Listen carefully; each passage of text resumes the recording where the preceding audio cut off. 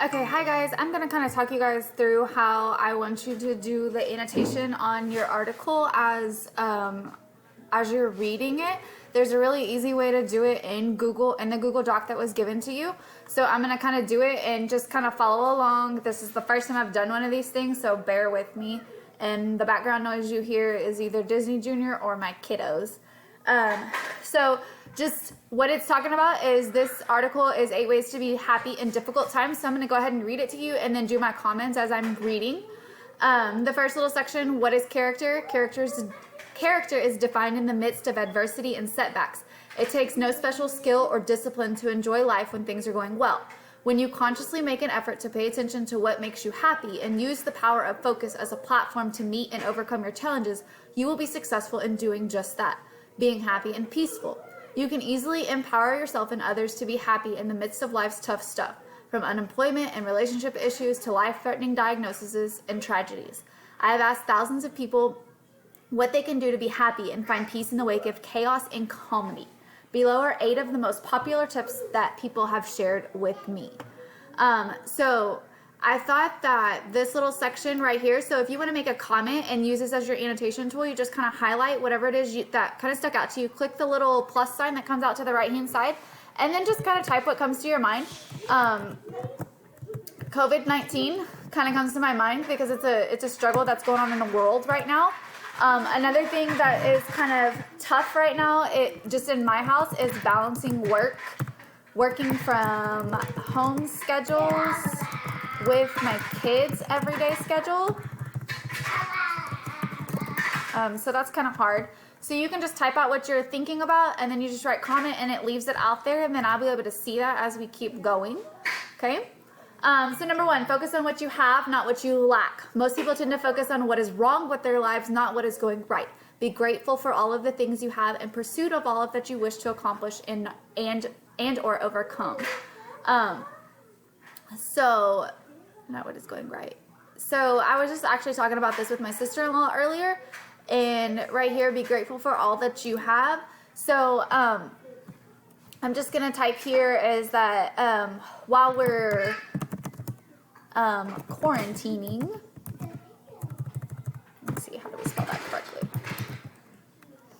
I'm thankful that my kids have plenty of toys, that we have a big backyard, and that we have plenty of food and other supplies and things to do to keep us busy to pass the time. So there's really no, obviously I want you to spell things the correct way and use punctuation and capitalization and all of that stuff, but rambling, just kind of pushing out your thoughts as you're doing this annotation is all I really want you to focus on. I just want to know what you're thinking as you're reading. So while we're quarantining, I'm thankful that my kids have plenty of toys, that we have a big backyard, and then we have plenty of food and other supplies and things to do to just keep us busy to pass the time. And then just again, you hit comment and it stores that comment out to the right-hand side. So we're just going to keep going. Hang out with upbeat and fun-loving people. Your environment determines who you are and who you become. If you spend time with negative people, you'll become a negative person. So when you spend time with positive and optimistic people, you'll be positive and optimistic, no matter what you have to face. So something that was kind of cool to me here is this little section right here. And I'm just going to say that this can be difficult in the time we're facing right now, but thankfully with technology, we can still reach out to and quote unquote hang out with the people that make our lives better. And then I'll just comment it and leave it there. Slow down and just be. Most people are not human beings, they are human doings. A Zen expression says, if you don't go within, you'll go without. Slow down, meditate, and just find time to relax, especially in the midst of adversity. Stop doing and just be. Right here, this kind of reminds me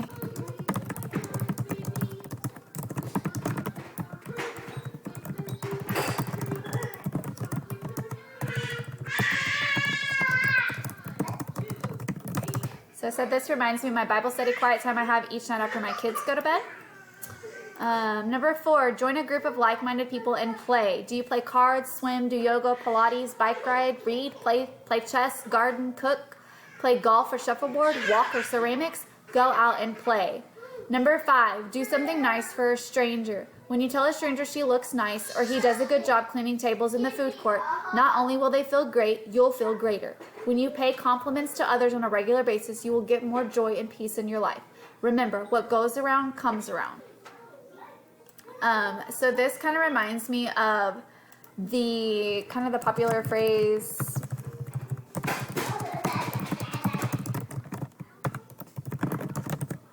you never know what someone else is going through.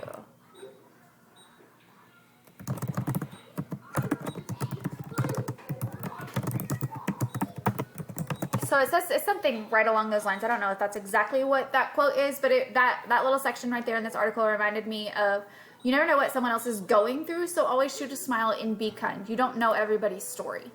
Number 6, set one exciting goal every day. Whether your goal is to enjoy some ice cream, take a brisk walk, catch up with someone you haven't spoken to recently, or read a good book, set one simple goal each day that is exclusively for you and your well-being. Number 7, learn something new every day.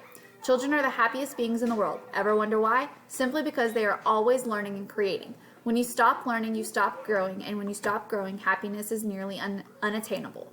So this, as you guys, I can probably figure out what I'm going to say.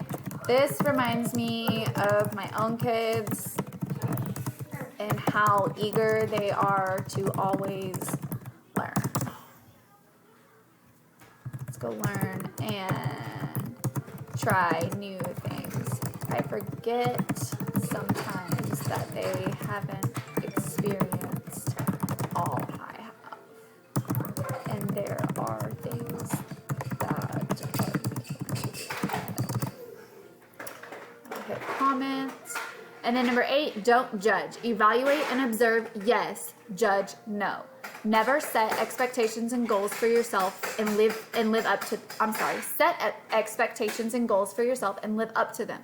When you judge others and yourself negatively, resentment, anger, and destructive emotions run rampant, and happiness and peace of mind are impossible. Be happy and pay it forward.